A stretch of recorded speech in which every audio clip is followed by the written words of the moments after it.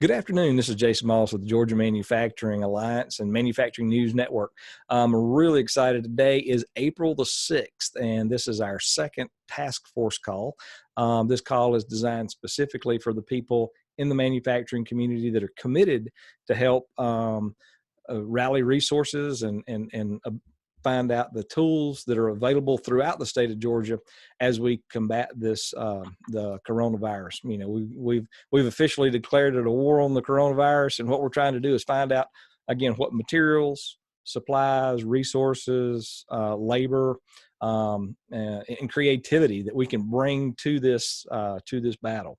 I'm really excited about our speaker lineup today. We got several people that'll be adding to this call, and quickly, the purpose, again, the purpose and the mission. We're here to figure out how we can work together to win this battle.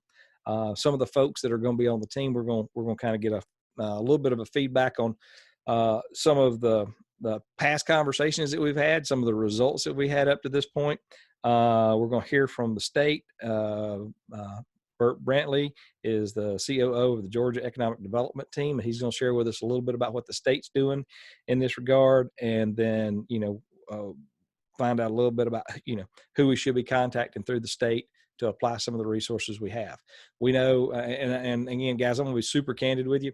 We know that most of the resources that we have across the state are being pushed to the limit. We're trying to figure out what works and what doesn't work. I would venture to say that our team at the Capitol there and in state government have been trained for a lot of stuff, but I don't know that this was in the game plan for anybody, for any of us. We're trying to figure this out as we go. So we want to give them as much grace and patience as we can.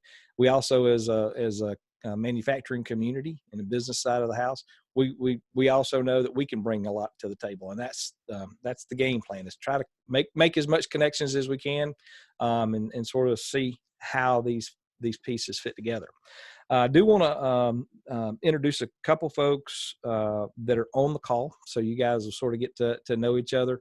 And what I'm gonna do is I'm gonna call your name. If you would just tell us your name and kind of how you're engaged with GMA.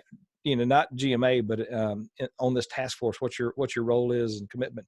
I'm going to start it off with our team coach, Ms. Kim, over from Okabashi.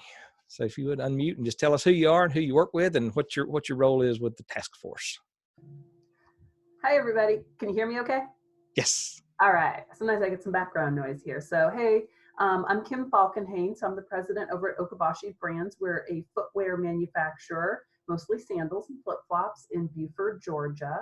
So I joined this group in an effort to help understand what kind of resources are out there and how we might be able to help, whether that is our own resources in injection molding, fulfillment, warehousing, and assembly, or just connecting the dots with others' resources. My background is supply chain and logistics, so connecting the dots is kind of a big part of what I do on an everyday basis. So I'm happy to be a part of this group, and it's really wonderful to see how everybody's coming together and really doing their best to pull together resources and try to make sure that we get materials to everybody on the front lines who really needs, whether it's protective gear or just the food services, everything, and just making sure we're able to land on our feet here. So happy to be a part of the group here, and welcome. Perfect. Great. Thanks, Kim. I appreciate that.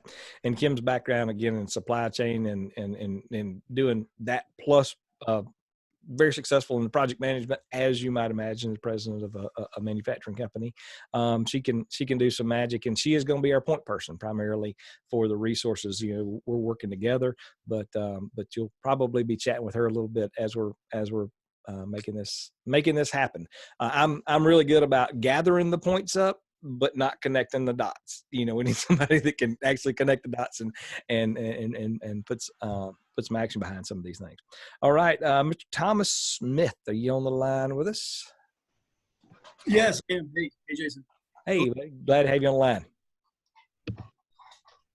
Yeah, so more or less, I work for a J&S Chemical Company. We're a specialty chemical manufacturer in Canton, Georgia. Mm-hmm.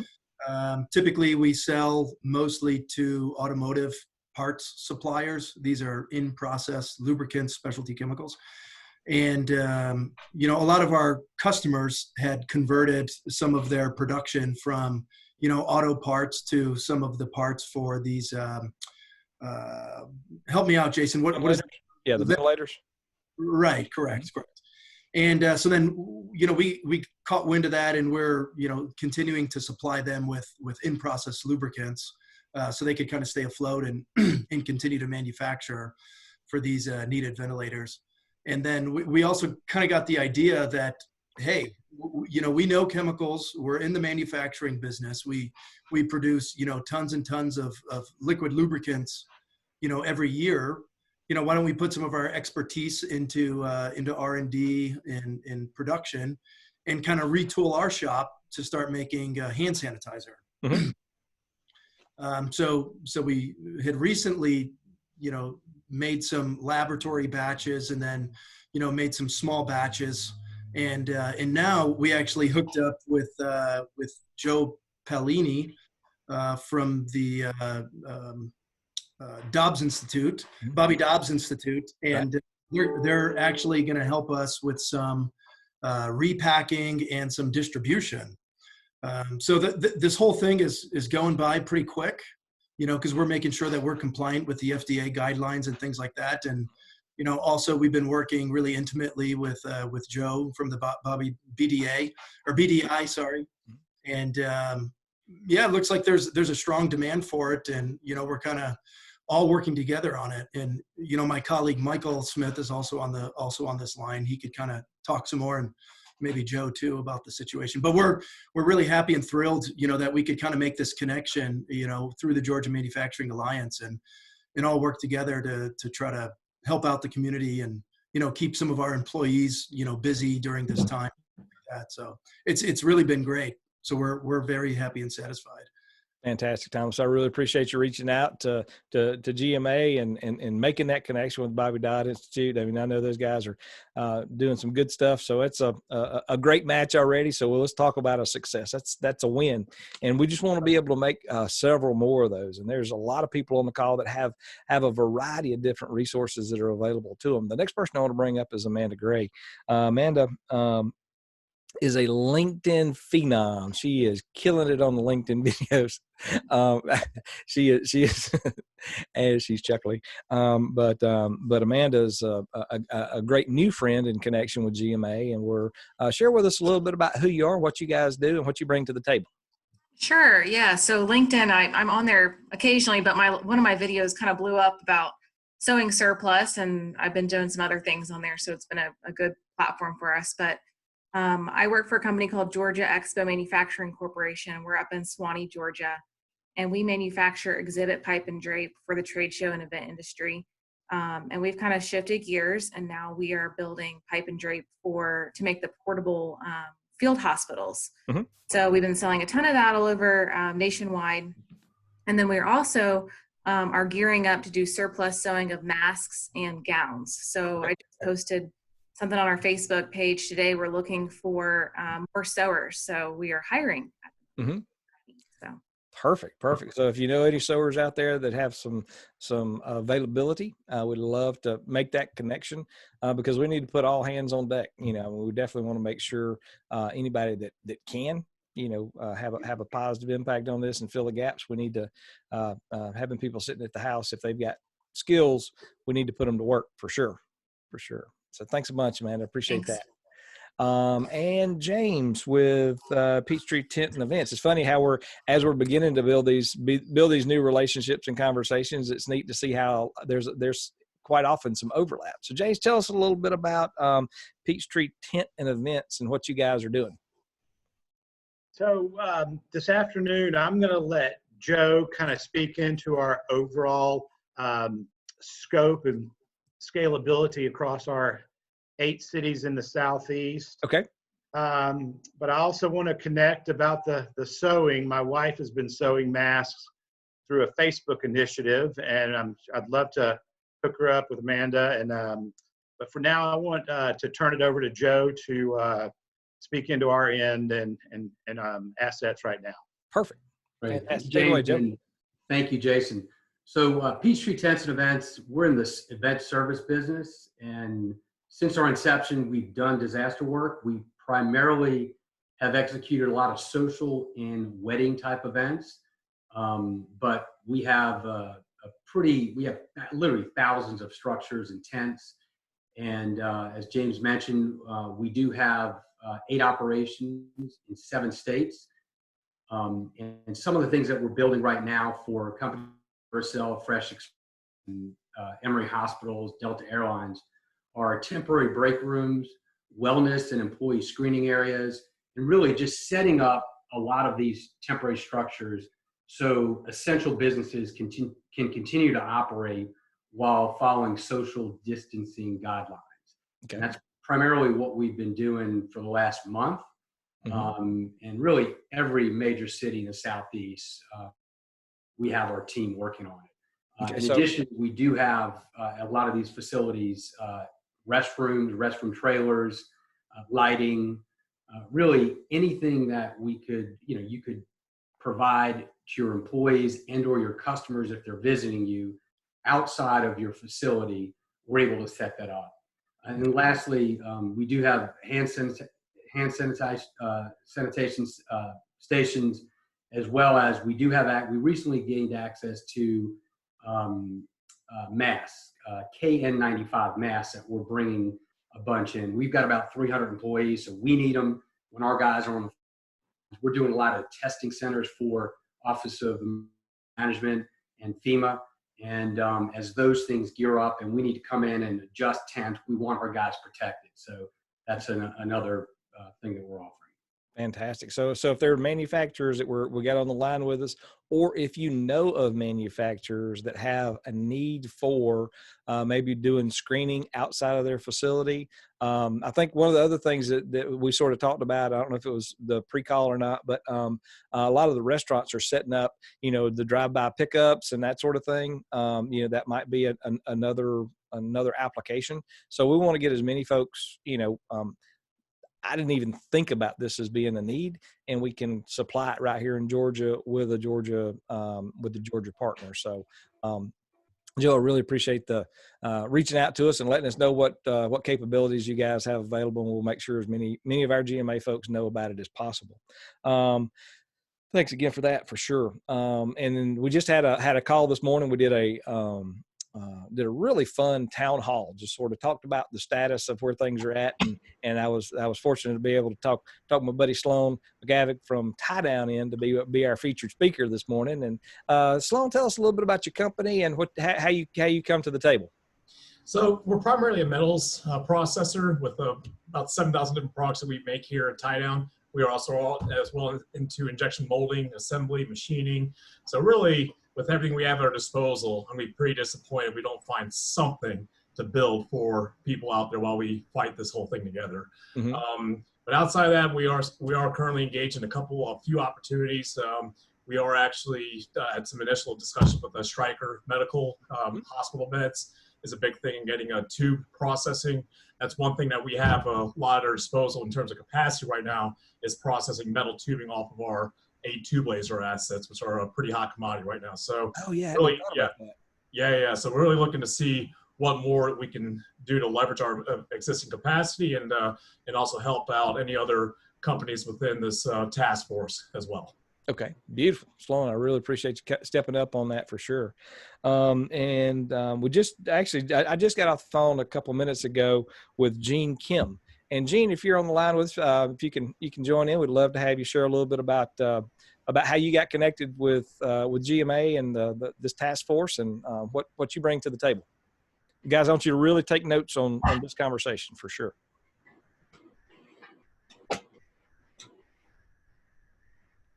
Gene, can you hear me okay?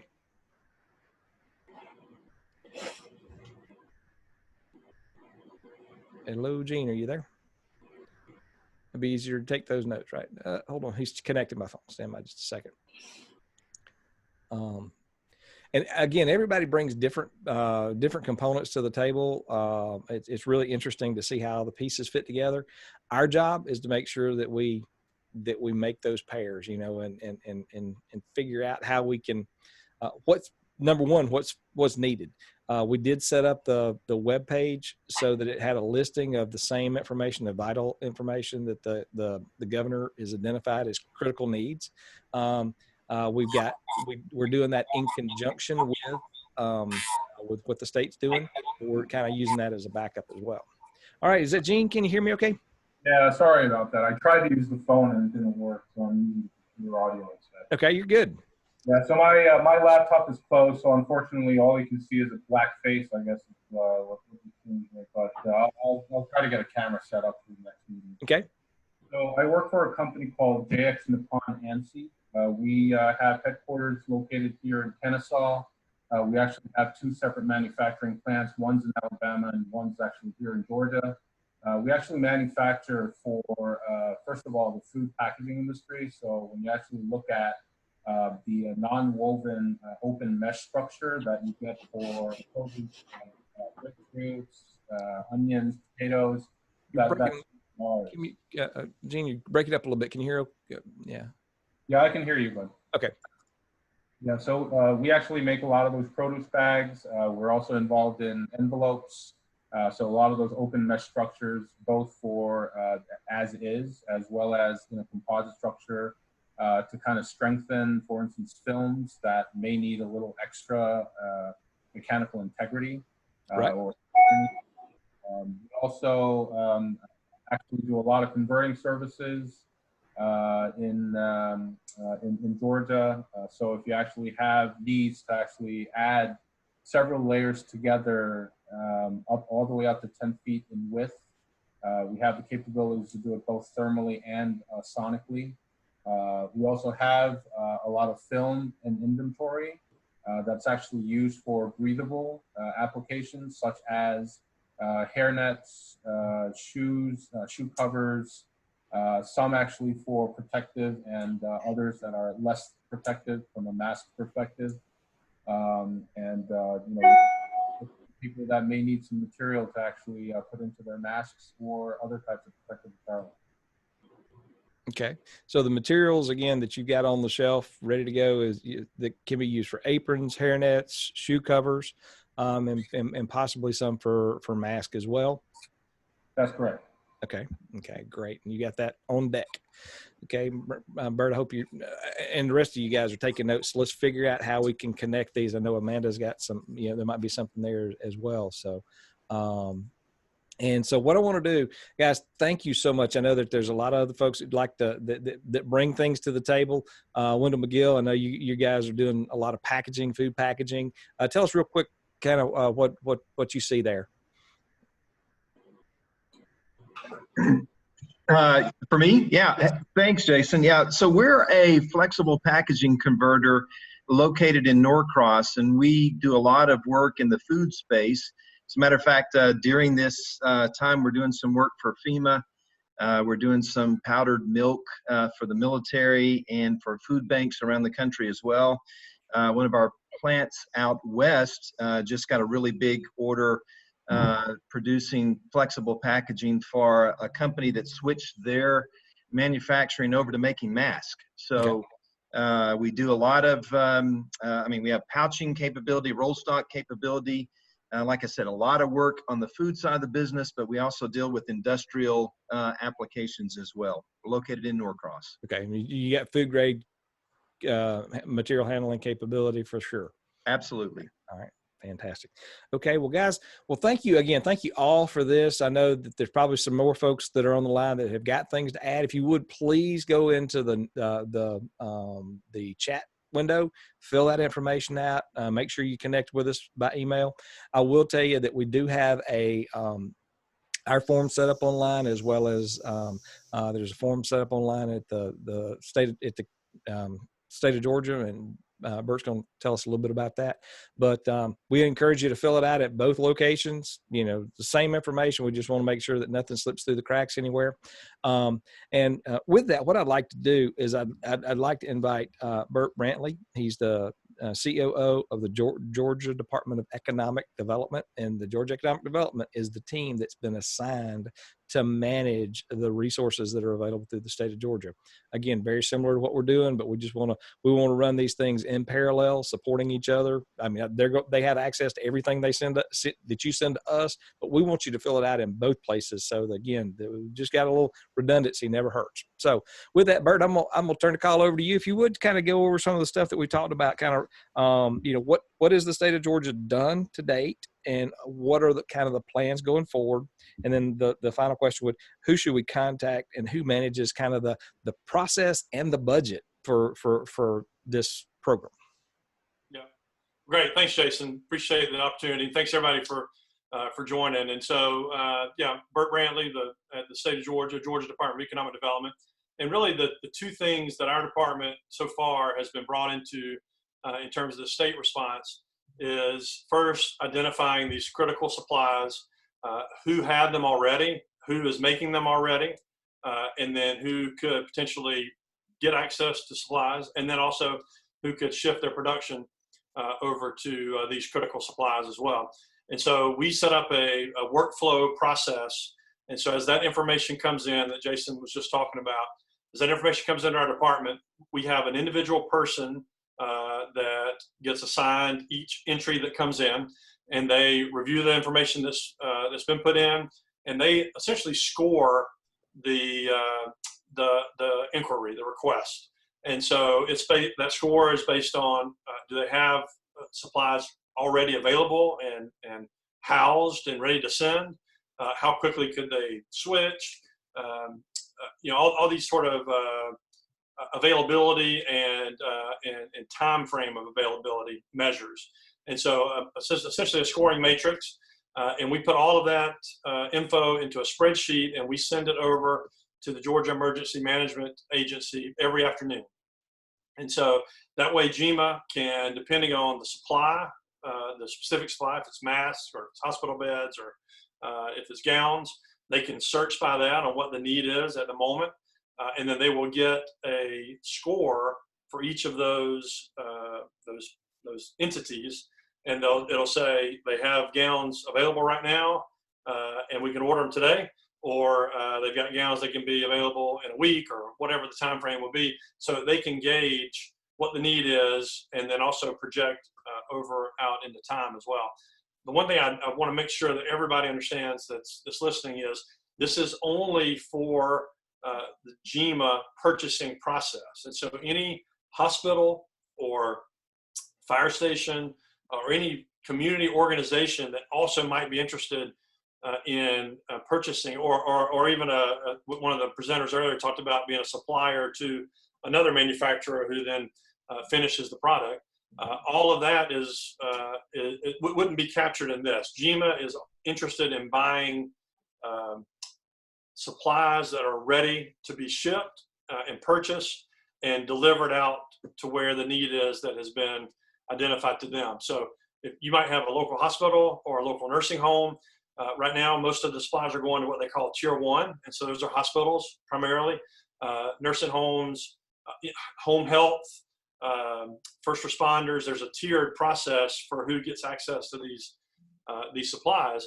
And they're also only interested in large quantities as well, because obviously we're building the state.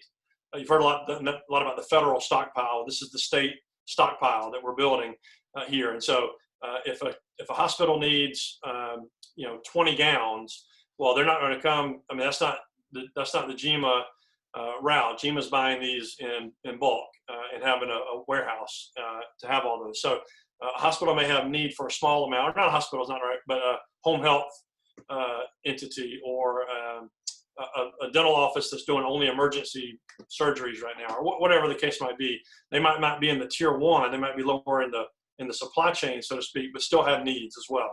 And so what we're doing is feeding that GEMA process so they can purchase large gross items of all those needed critical supplies that Jason mentioned earlier. And so that we've put that process in place, and we're working it. I would say so far GEMA has purchased from the folks that were ready to sell and had supplies on hand. I think this week, next week, as this thing, we don't know how long it's going to go, obviously, but as we continue to need these items, we're going to start to get into who can shift production over, who's already shifted, and if they have one shift right now, can they add a second shift or a third shift and expand the purchasing or the production they're already doing. And so our folks are starting to circle back to the ones that weren't as ready in the initial wave, and starting to work with them individually to see how we can get them. Now, when I say we, I don't just mean the department. We've got Georgia Tech's group, the manufacturing partnership. We've got a lot of folks that are involved in that to have these discussions. Jason's been great as well. This task force is helpful. How do we help manufacturers and producers get to producing those needs as well? And so I think we'll start to see over the next couple of weeks that we'll start to get through some of the immediate supplies that were available. And okay, now we're talking about how do we purchase some of those that are down the line. The couple things that are really important to understand: GEMA being a state entity, they have to pay upon receipt of goods, and so there's no prepayment. And we, especially overseas, have run into that. We've had a lot of folks contact us from other countries and want prepayment up front. The state of Georgia is not going to pay tax dollars to somebody that if the delivery doesn't come or they don't work or whatever, and have a hard time getting that money back. So it's payment upon receipt. So that's a key thing for anybody who wants to sell to GEMA. Also, all of the supplies that require FDA approval must have that approval, and that does not mean the European approval or whatever other international approvals that might be. The face masks, those items that need FDA approval must have that in order for GEMA to purchase. And so that has been a roadblock in some of the sellers that GEMA has dealt with. But having said that, if you're willing to receive, and of course the state, if we do a purchase order, we're going to pay, right? I mean, the state's not going to fulfill that, but so those that are ready to sell and those that have approval of those products that need approval, GEMA is actively purchasing those based on the needs and what their projections are of the needs that will be. So that's been the one role that we filled, and we're still, of course, sifting through those and working those every day. The second role that we've played has been, since the governor's order, shelter at home order came in place on Friday, the department has been designated to provide guidance to companies about whether or not they are deemed critical infrastructure.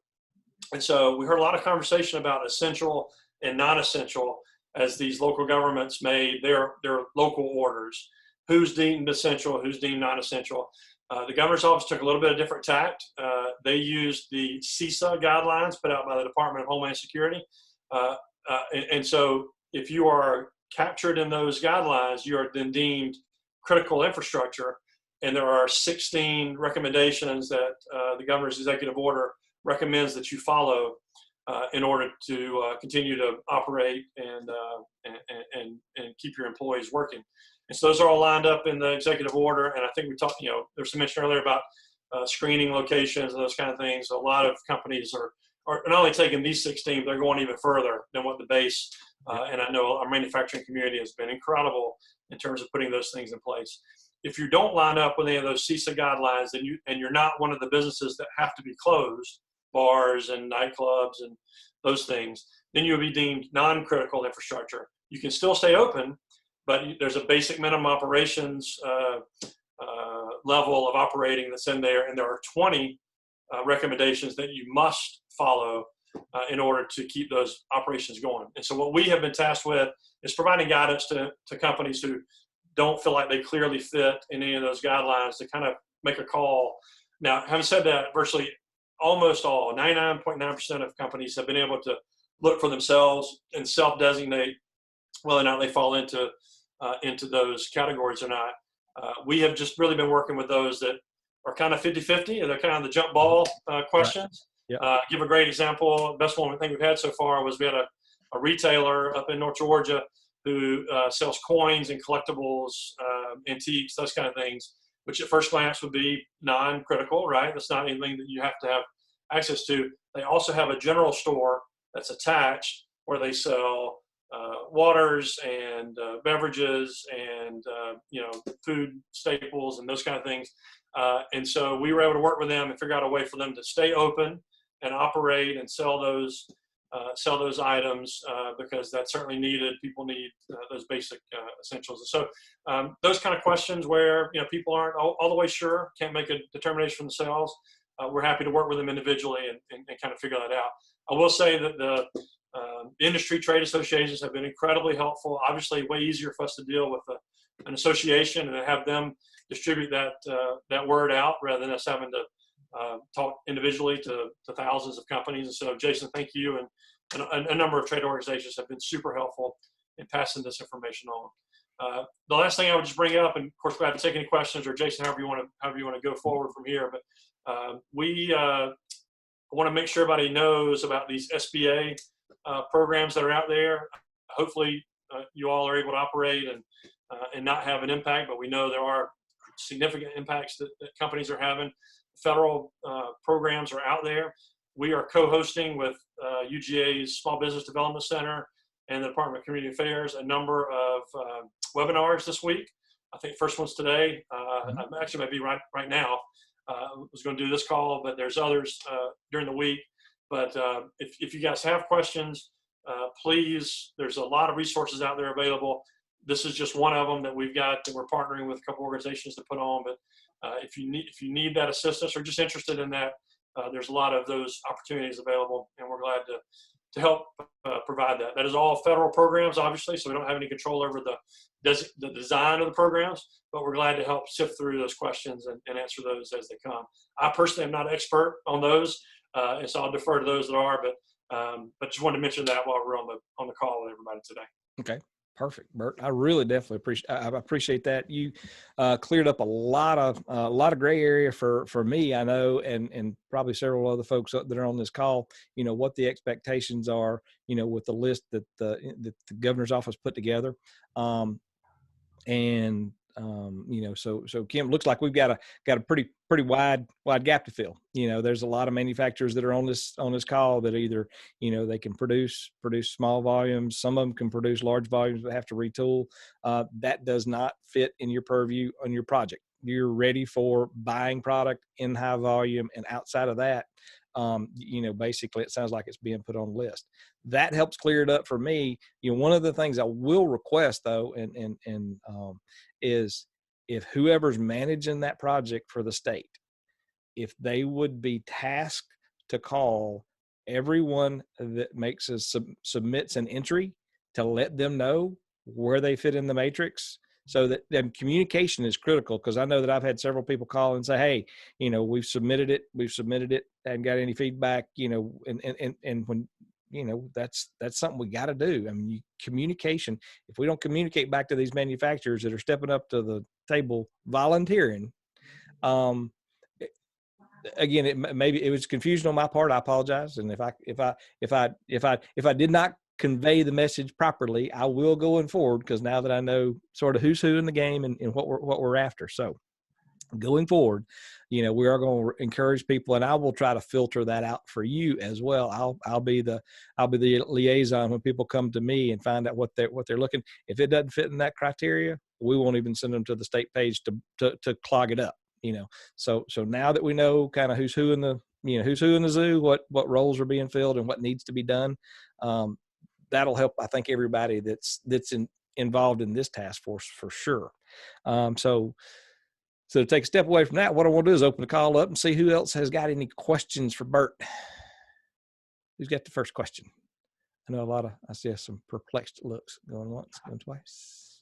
Jason, let me jump in while people are thinking about the question they might ask too. I will, the one thing that we have not yet been able to do, and I think this week's going to be a critical week for that, is that this has been really a one-way, not only from the manufacturers to the state, but also from our department to GEMA. This, communication as well. So we have provided that information to GEMA, and they have thanked us for it and said it's very helpful.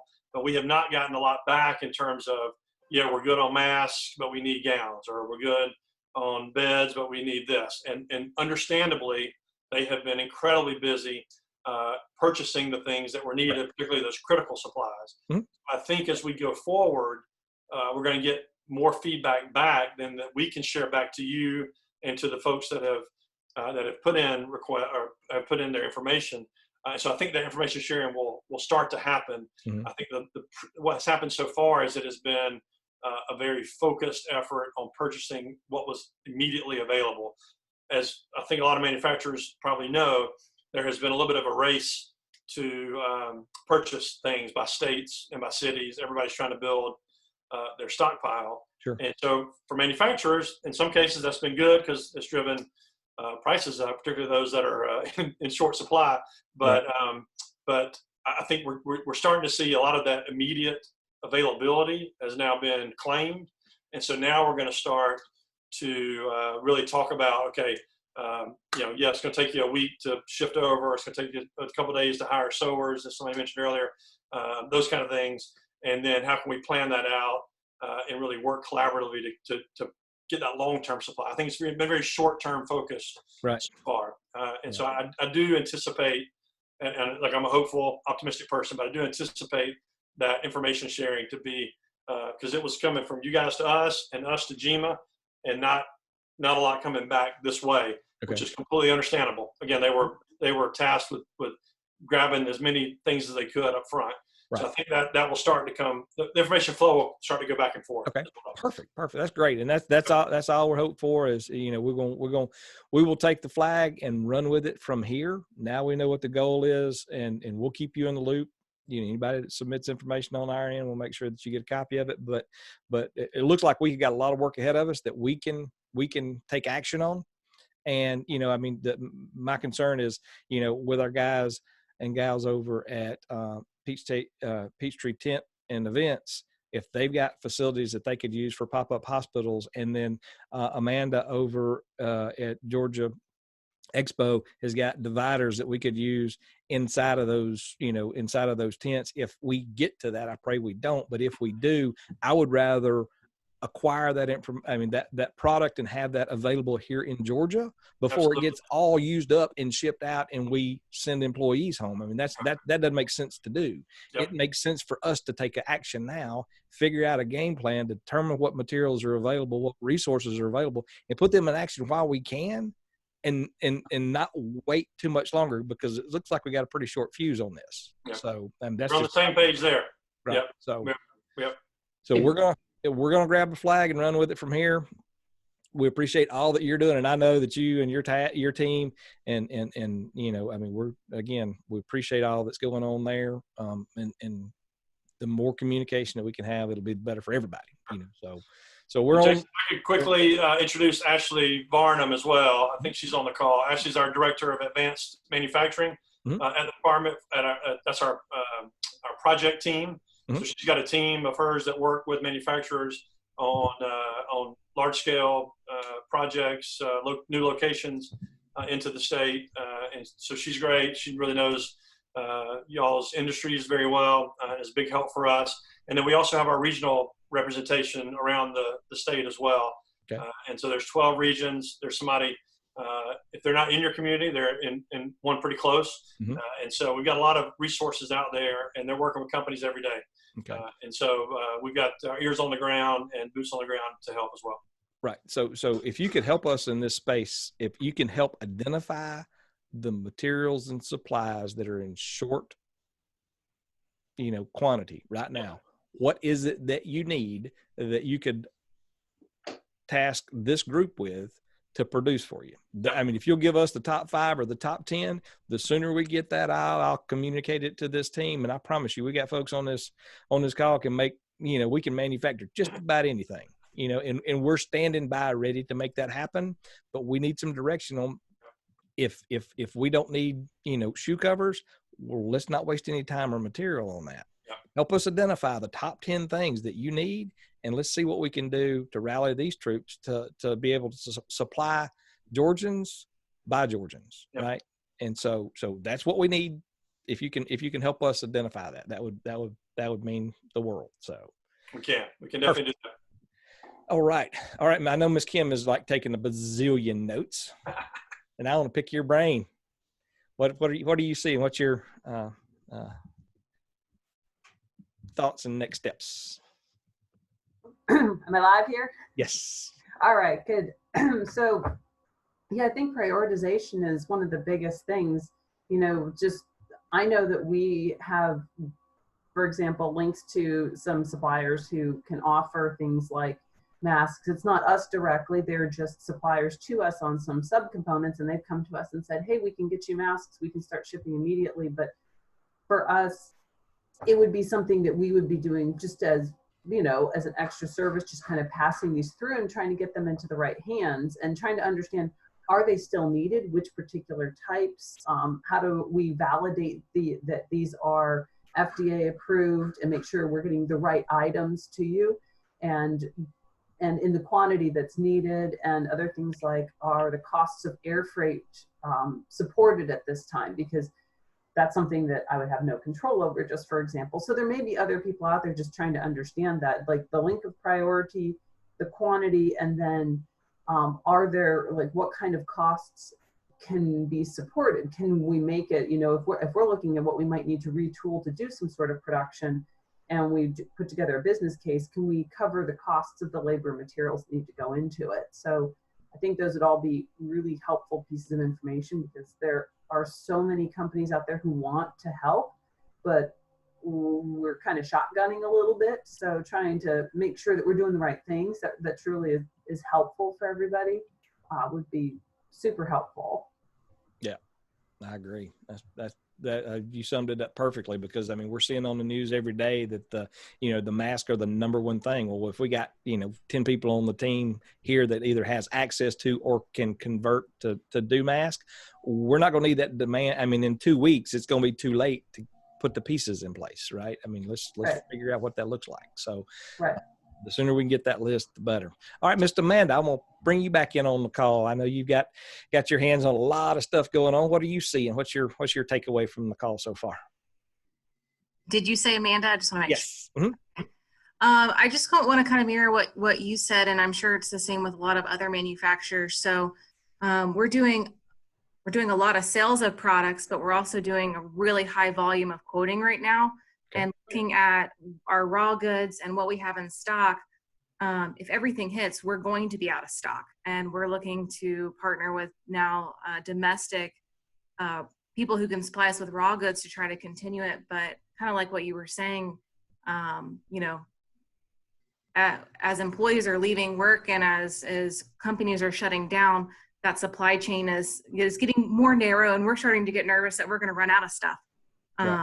So that's just something to consider as we're looking at equipment needs and what you need to go ahead and try to secure it, because everyone else is doing the same thing right now. Right. So if we need hospital pop-up hospital dividers, I mean, there's your go-to, but we don't want all that stuff shipped to California or New York if we're going to have a need here. We need to figure out a way to secure that today. 4,000 beds going up to Detroit, 1,000 to North Carolina. We've just finished New York. We did Florida.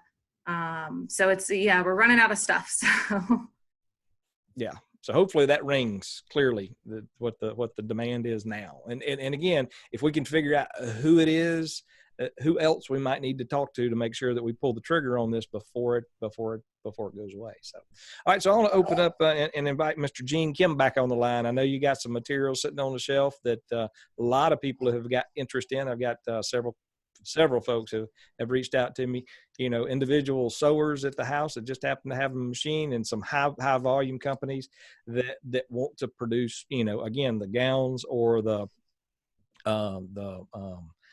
shoe covers or hair nets or whatever. What are you seeing, Gene? I mean, so first off, one of the biggest businesses for us is obviously in the food package side of the business. And obviously, there's two things that are happening, right? One is the fact that, because of the issue of actually getting materials into the States, we're getting inquiries from people that we normally wouldn't get, asking for help in terms of, providing them produce bags for some of the packaging that they have to do throughout the States and possibly the Americas as a whole.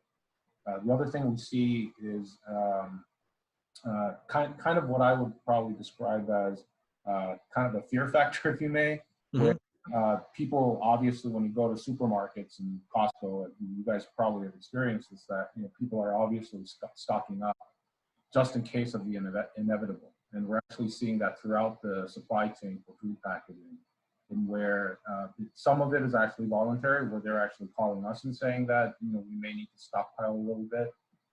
And we're also seeing issues in which when we suggested that, they're very open and receptive of the idea of actually buying more bags or materials for bags. The other thing we see is that we have several large customers that are global in nature, that have all of a sudden, starting February, have started to order significantly increased amounts of material for their production of medical devices and supplies. So we are seeing this coming down the pipeline. Obviously, Georgia's not one of the hottest beds as opposed to like New Orleans or New York or New Jersey, but I think it's a good indication of what's going on a global scale. And if we start dialing it back and looking at what's going to happen in the next couple of weeks here, if we are going to go beyond and exceed the current capacity that we can handle, then obviously we need a game plan in place to make sure that we handle it. Okay, perfect. All right, and then again, we've got materials and supplies sitting there ready to go. Let's make sure we connect it to the right people and the right, producing the right product out of it. Yeah, right. if I may just add just one quick sentence, I guess one of the easiest ways to kind of identify whether or not we have something that is useful for you is to look at Tyvek, and if anything Tyvek uses, there's a possibility we might be able to replace or provide something that's at a much lower cost, even in the market price perspective. So that's probably a good indication of being able to give you an idea of what type of materials we actually have. Like the body suits and body suits included. Also, as I mentioned before, aside from some of the things I talked about, we have a lot of customers that are actually ordering filters.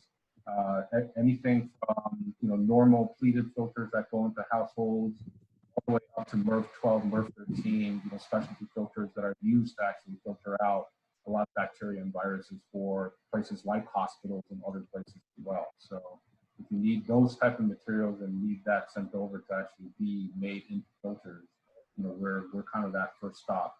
Okay. Perfect. I appreciate that, Gene. All right, Mr. Joe, real quick. What are you seeing? How do you see the? Joe Friedman? Yes. Joe. Okay. So we're doing a fair amount of temporary structures for a lot of the businesses throughout Georgia and the Southeast, for that matter. And let me pull up some of the things that we're doing. I got a lot on my screen here. Hold on one second. So in addition to the FEMA work we're doing and the OEM, we're doing temporary facilities for Duracell, Fresh Express, hospitals, Delta Airlines.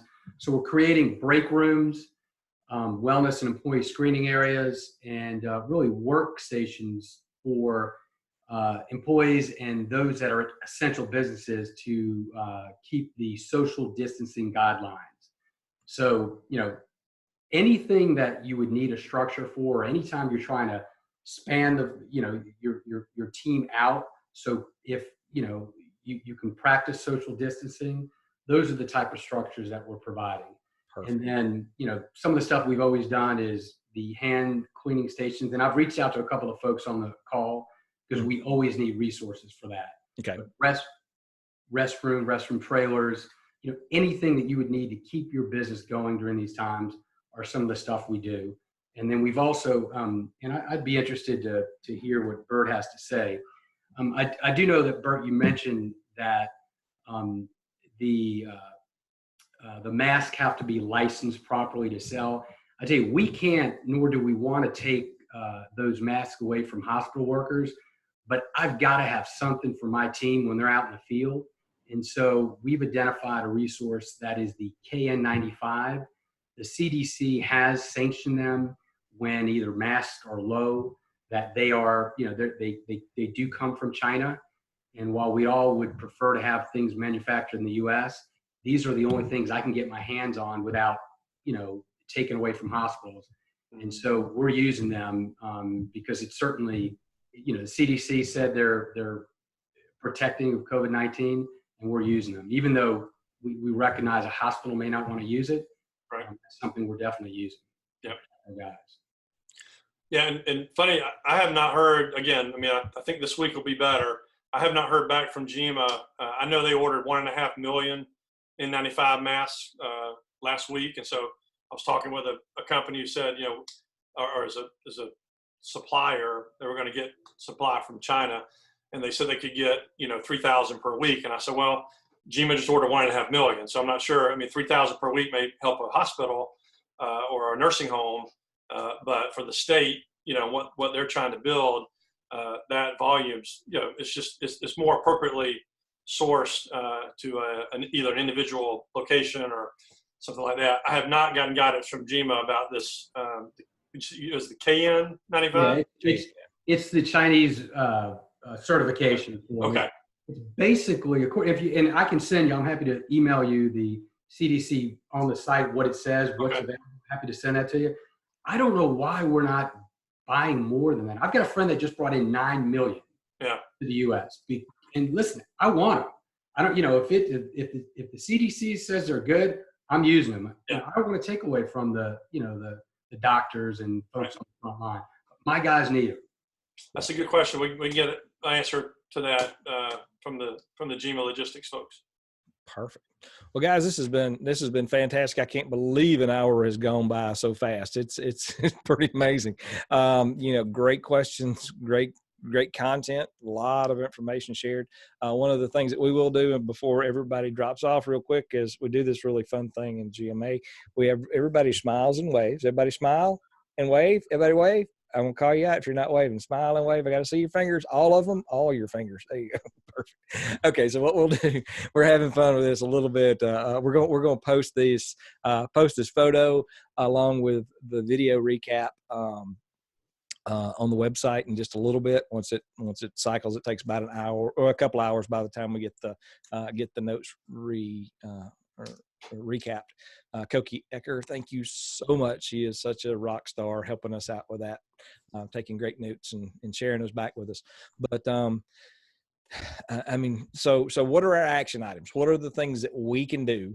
And Kim, I'm going to put you right on the spot, throw you right under that big bluebird bus, and I want to get your insights on maybe some next steps. How do we? And again, I don't know how to coordinate anything other than drinking coffee. So what would you recommend kind of our next steps to be? We've got another call like this scheduled next Monday at 2:00. We're going to continue to do these task force calls. If we need to add some additional calls, let me know. If you have resources that are available that you did not put on your initial submission on the Georgia Manufacturing Alliance page, and you go to the news and task force, click on task force and fill out your information there. I promise you, we're going to use it. We will reach back out to you. We will call you to find out what you've got available and how we can put the pieces together. I think probably, what I'm guessing might be the next step is, again, to do a really good inventory of what we've got. Reach out to the people that we've got teed up already that's volunteered. Anybody that has not volunteered or listed your resources on that page, go do that today. So we'll have, we'll know what we got to work with. And then, and Bert, we're really looking forward to getting that top 10 list from you. Yep. So we know what to work on. Yep. That's foundational. Yep. Beyond that, Kim, what's your thoughts? What are we missing? One of my thoughts is that we're talking a lot about high volumes that are, when we're talking about the government and we're not talking about state level or higher, that we're talking about really big volumes. There are a lot of businesses that still have people outside of just working from home. And I am sure, although, we have connections with some molds and things that we do import. So they said, hey, we can get you some masks, and we brought in enough to cover our employee needs for the few that are still doing distribution and so forth. But what about other businesses that might not have that connection? Is there a place where we can put information out there about availability and just really connecting the dots on anything PPE, even if it's not like hospital level certification, that could be available for some of our local businesses here in Georgia who say, wow, I really want to be providing this to my delivery drivers or other people, but I don't need 1 million of them. I don't even need 10,000. I need 100. How can we make sure that, just to make sure that our employees, our delivery drivers, that who we need to keep this, everything going, that we're doing as much as we can to protect them and ensure that they've got the PPE that they need? Because it sounds to me like that's maybe a little bit tough for logistics wise to get figured out right now, because certainly those things are not available domestically easily, at least a lot of them are not. So I wonder if there's something we can be doing there to help our local businesses. LD, yeah, LD. Yeah, I just wanted to let you know, I'm LD, I'm with Fast Signs, and that we're sort of trying to help fill that niche, particularly because we're not big enough to do thousands of those types of things. So we are trying to reach out to our community at a very local level and doing 1-offs, 5-offs, 10-offs, 50-offs of at least the face shields. We're also, if you have a counter, we're doing countertop shields as well. So that's something that a lot of the Fast Signs have tried to change, and focus their resource, or the things that we have available to us to make on a much smaller level. So even if it's something that we can't fulfill here, we are joining with our other Fast Signs to help be able to fill a niche like that, as well as like vinyl graphics for social distancing to be on the floors within the hospitals or places that are still open. So that's definitely something that we can try and help with as well. Hey guys, it is real important for us as as individuals, and the frontline folks, the doctors and the nurses that are up front, that the biggest problem is for whatever reason our government wasn't prepared for this. And so we've got to recognize that it's going to be a while before N95s are probably, they say they're working on it, and for a week I waited, and finally I couldn't wait anymore because my guys are going to get sick because they're out there. Fortunately they're young guys and they don't have a problem with it, but it's, we're putting them at risk by putting them out there. So I do have I'll send Jason a link to a website that you can get, and it's not that expensive. It's not like people gouging where they're paying, it's $10 a mask. I think I don't know what it is, but it's not that much. I know we're buying. So I'll get Jason a list, and you guys, if you want small quantities of either goggles or masks, I think they can get them for y'all. So. Okay. Perfect. Yeah, we'll include that in the show notes and share that. Again, we'll build that, and we'll add maybe on the task force page. We'll put a tab on there to get to resources. If you've got any links to known good suppliers that you have bought for. Don't just send me a list of whatever you got. Send me folks that you've actually transacted business with and got what you expected you were going to get. So if you can do that, I'll be glad to share that, because we don't want anybody chasing any rabbits. So Joe, that's a great offer there, and we'll for sure take you up. And LD and what you guys are doing over at Fast Signs, making the face shields and stuff. There's local hospitals that are going to be needing that stuff. So we'll figure out a way to connect the dots. Don't know what that's going to look like yet, but we'll sort it out. I promise. All right. Beautiful. All right. Any other things we need to add before we go? Go once. Going twice. Okay, guys, it has been another great day at GMA. I really appreciate everybody being on the call, all of our speakers that added in. We do have 3 calls lined up, Tuesday, Wednesday, and Thursday, roundtable calls. They're very similar format to this, but they have different topics. Tuesday, we've got human resources and safety, which is the topic of the day. If you got HR folks that you're dealing with, especially in the manufacturing space, and they want to hear some of the latest and greatest and best practices, make sure you invite them, tell them about that. I will request that once I post this on the LinkedIn page and Facebook, if you would put in the notes in the comments, like it, and then comment and tell us what your favorite part about the day was. Typically we'll go around the robin and ask people what their favorite part was. We just don't have time for that. We're already a couple minutes over, but again, stay safe out there, wash your hands really good, and we'll see you guys on the next call. Thanks. Take care.